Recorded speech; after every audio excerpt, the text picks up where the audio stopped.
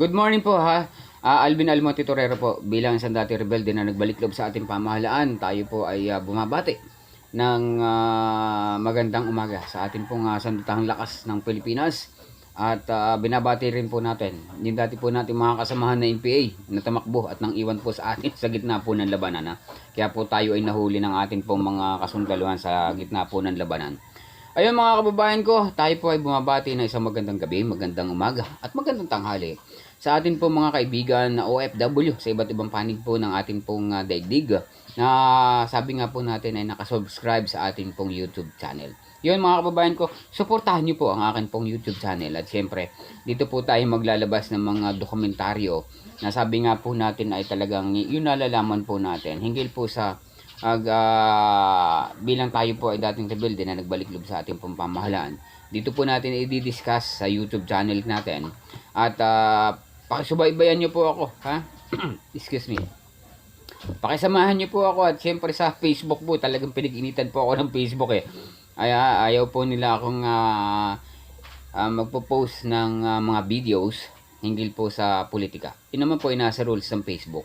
At una pa lamang naman, pag ikaw ay nag-join sa Facebook, yan po ay rules na po nila. Yan po ay nauunawaan natin ng Facebook. Yun mga kababayan ko inuunawa po natin ng Facebook kung bakit sila ay ganoon ka-sensitive. Kasi siyempre, baka nga naman madamay po ang kanila pong ahensya sa paglalabas po natin at sa pagbira po natin sa mga korap na politiko sa atin pong pamahalaan. Ayun mga kababayan ko ngayon po ay meron po tayong tatalakayin. At tanong po ito ng isa po nating kaibigan na si Kuyang Harold Ongking ko Ayun, ang tanong po kasi niya mga kababayan ko ay paano raw ba na-infiltrate ng New People's Army o ng NPA ang atin pong mga kaibigan magsasaka diyan po sa kanayunan o sa bawat barangay. Tatalakayin po natin Kuyang Ongkiko, ito po yung aking sagot. Paano ba na-i-infiltrate ng New People's Army ang atin pong mga kababayan o ang bawat tao sa barangay sa kanayunan? Siyempre, ano ba ang issue sa ating lipunan ngayon? Yan po ang kanilang unang-unang dala sa bawat mamamayan na kanila po nakakausap sa bawat barangay. Before anything else na tayo ay pumunta sa pinakamalalim na yugto ng atin pong talakayan ay atin pong sino ba? Sino ba yung mga pwedeng ugnayan ng mga kasama at paano ba makakaugnay sa bawat barangay? Siyempre, nung ako po ay kumilos ng taon 1999, 1998, 97, 2000, 2005 ay tayo po mga kababayan ko ay unang connection po natin at unang inuugnayan natin siyempre si Barangay Captain, si Barangay Kagawad, si SK Chairman. Yan po kasi yung tinuturing natin mga trustee na tao na talaga namang tayo po ay bago pumasok sa bawat barangay na atin pong uorganisahin o pagtatayuan po ng mga sangay ng partido sa lokalidad o ng SPL at na iba pa mga sangay ng partido ay nagkakaroon po tayo ng SICA, yung social investigation. Meron po tayong tagapag-investigate kung ano ba yung naandidiyan sa barangay at sino-sino ba yung mga nakatira sa barangay na yan. Siyempre kapahamakan po ng hukbo kung basta-basta lamang po tayo papasok kung wala po tayong SICA na ginagawa sa bawat barangay. Kaya po tayo nagkakaroon ng social investigation sa bawat barangay bago po natin idalhin yung ating pong malaligal na pakat o pangkat ng New People's Army sa bawat barangay. Yun. Ano ba ang bakit ba na-infiltrate? Yun. Alam nyo ba yung usapin po ng Coco Levy? Ang usapin po ng Coco Levy, ayan po yung unang pangunahin na sabi nga po natin ay ano ng mga magniniyog, hanap buhay. Yan po yung mga pondo ng mga araw ng atin po mga magsasaka sa Kopra. Na ngayon po, I think na parang 100 billion yung pondo po ng Coco Levy.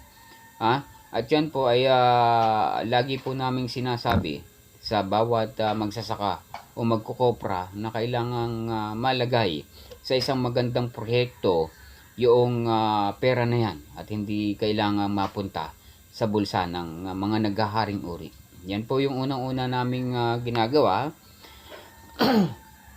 Yung kung paano ilulubog agad sa isipan ng mga mamamayan o ng magsasaka natin, lalo higit yung magkukopra po natin, ha? Yung magsasaka natin sa niyog ay yun po ang lagi namin dala, yung usapin po ng Coco Levy, ha? At syempre, kung dito po kasi sa bawat kanayunan ay meron po ding mga tenant po ng lupa. Marami po dito sa bawat kanayunan. Dito po kasi bilang isang dating organizer at GP po ng Apolonio Mendoza Command dito po sa area, ang lagi po namin sinasabi sa bawat tao, ha, or bawat tenant ng lupa ay kung mayroon kang 7 hectare na lupain ay kailangan maging sa iyo yung 3 hectare nun, ha. Kasi laging depende po doon sa tagal nung itinagal ng tenant sa lupa yung kanyang dapat na hingin doon sa may-ari po, sa landlord niya. Yan po yung aming unang dala para po makuha namin yung mga una nating, siyempre mga una po kasi no, talagang napakadali po namin makuha ang mga mamamayan nun. Unlike po ngayon na talagang mayroon po tayo ngayong Executive Order number 70.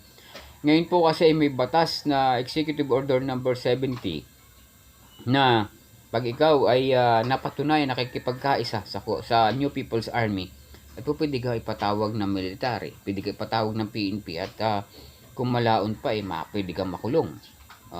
Mayroon po yung kaparusahan mga kababayan ko, ha. Lagi po nating tandaan na ngayon po ay nung nag-start po yung Executive Order number 70 natin, panahon po ni excuse me, panahon po ni PRRD mga kababayan ko. Yan po ay panahon pa po niya, ha.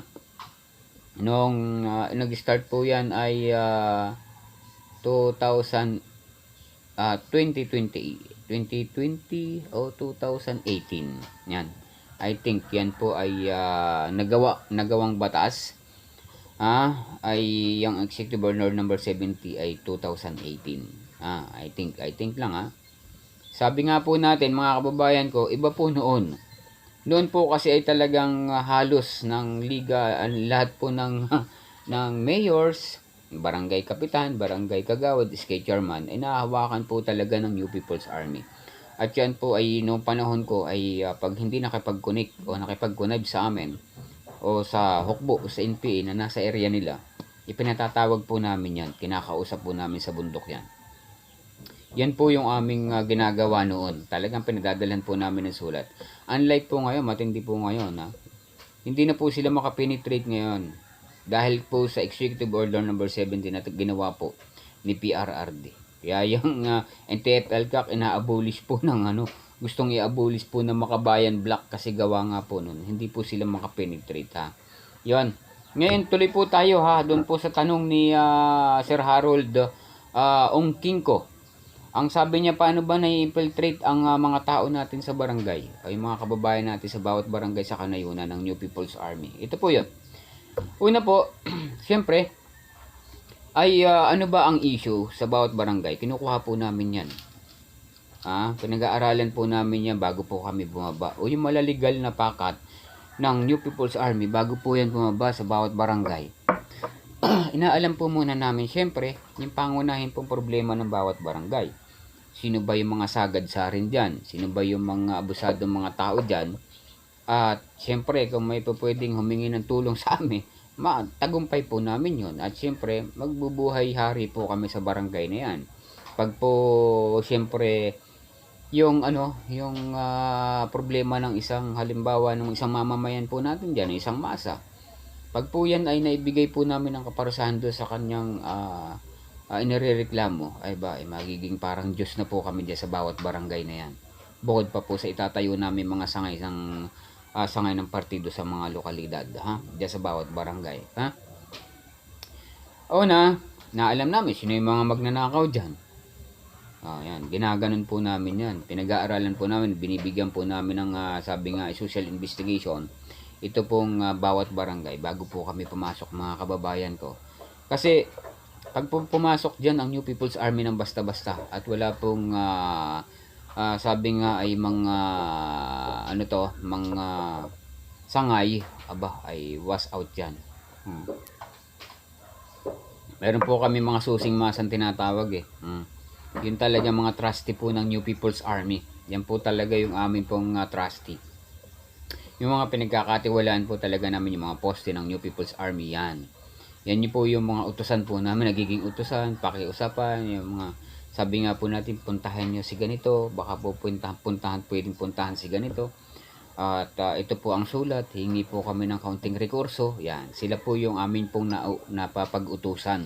Bilang aktibong NPA, siyempre gumagamit po kami ng mga legal na masa para po maging isang poste po, poste o trusty po ng New People's Army. Na bumababa po, bago po kami bumaba ay siyempre sa bawat barangay, meron na muna kami mga trusty o sabi nga po namin poste ng New People's Army sa bawat barangay. Ayun, mga kababayan ko, paano ba namin ginagawa yung pagtatayo ng mga poste o ng mga trusty na mga sabi nga po namin ay yung mga pasabilis po ng araw eh. Yung tawag po namin dyan. Pag sinabi po namin mga pasabilis yan po yung unang-una na utusan namin, napapakisuyuan namin. Bili po kami ng ulam, bili po kami ng ganito, bili po kami ng coupon band, pakikisuyo po kami ng ganito. Sila po yung trusty namin. Talagang kumikilos po yan. Habang kami naman po, habang ang NPA naman po ay nasa kanila pong bahay o nasa kanilang kuprahan o nasa kanilang kubo, ay siya naman po ang namimili para po sa amin pong tanghalian o yung amin pong mga dinner, o amin pong almusal. Yung iba naman pong mga masa na medyo may kaya sa bawat kanayunan ay may halimbawa may mga alagang manok. Ayun, ipagluluto naman po kami ng tinola. At yun naman po ay siyempre bilang isang dating NPA po noon ay binabayaran din naman po namin sa masa at bawal po yun sa Batas 38 ng amin pong organisasyon ng panahon na yan. Ayun, tuloy po tayo mga kababayan ko. Paano raw ba nai-infiltrate ng New People's Army ang bawat mamamayan sa barangay? Ayun, after po ng SICA o social investigation po namin sa bawat barangay, siyempre magkakaroon na po kami dyan ng pagpupulong. Magkakaroon na po at magtatayo na po kami dyan ng komiting tagapagpaganap. Siyempre, ang komiting tagapagpaganap noon, edi kami.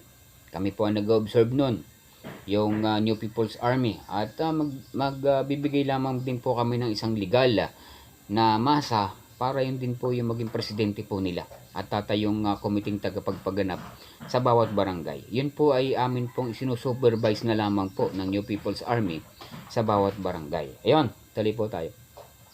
Ano ba ang komiting tagapagpaganap? Ang komiting tagapagpaganap sa bawat barangay ay yan po yung nag-o-organize ng magiging sangay ng partido sa lokalidad, yung SPL. At papasok sa Malisyang Bayan o yung MB. At yung SOM, yung Saligang Organisadong Masa. Siya rin po yung mga nag-o-organisa niyan, yung komiting tagapagpaganap. Sino-sino ba yan? Siyempre, sinusupervise po ng New People's Army yan. Pero yung iba po dyan, mga masa na. Yung mga susing masa po namin na talaga po mapapagkatiwalaan, sila po yung talagang kumikilos. Para po tuloy ang makakonekta po kami sa iba't ibang kaibigan po nila, kumpare yun. Kung sino ba yung inaalam po namin na magkakaroon ng sabi nga po yung makikijoin sa amin pong organisasyon. Halimbawa, hindi naman po hayagan ng New People's Army ay talagang nagre-recruit. Hindi po hayagan yan. Sa una, hindi hayagan na sila po ang nagre-recruit. Kumukuha po kami ng mga legal na masa na talagang sila po yung magpo-front at kami naman po yung nasa back, nasa likod nila. At kami po yung kumukumpas para sa kanila. At kami po yung nagbibigay una higit sa lahat ng mga pag-aaral sa kanila. Una, yung ISCOM 1, 2, 3, binibigay po namin yan. ISCOM magsasaka, ISCOM kabataan, kababaihan, ay tinuturo po namin yan kung paano sila magiging talagang bihasa sa pagpapaliwanag sa ating pong mga kababayan sa bawat barangay. Yun.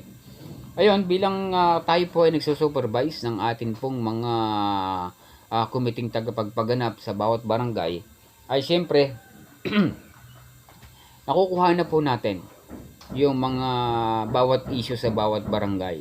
Kasi may mga nagsusumbong na po dyan eh. O sige ganito, nagpaputok ng baril, ilang beses nagpaputok ng baril yan. O sige, pakitala po.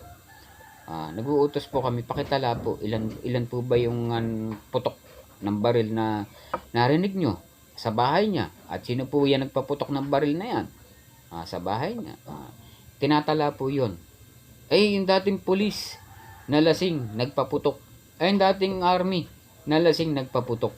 So, yun. Nakatala po yan sa New People's Army.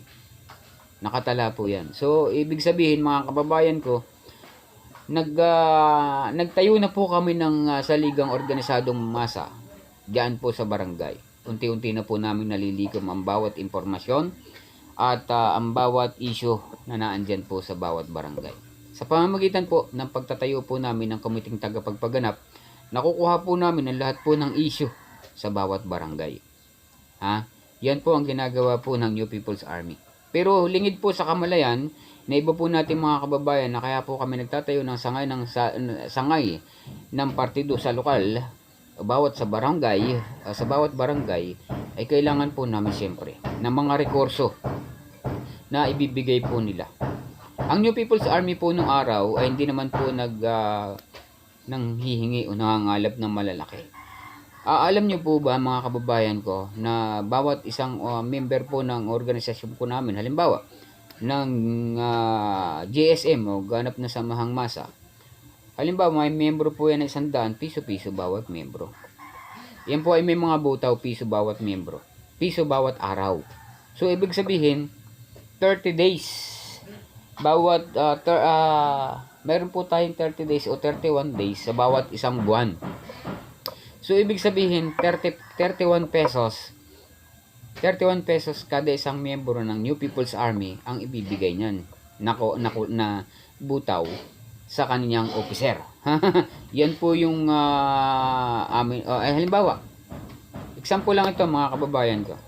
May 100 po kaming miyembro na tigti 30 pesos o tigti 31 pesos. Magkano yun? Nasa magkano yun? Napakalaki ng pera na yan mga kababayan ko.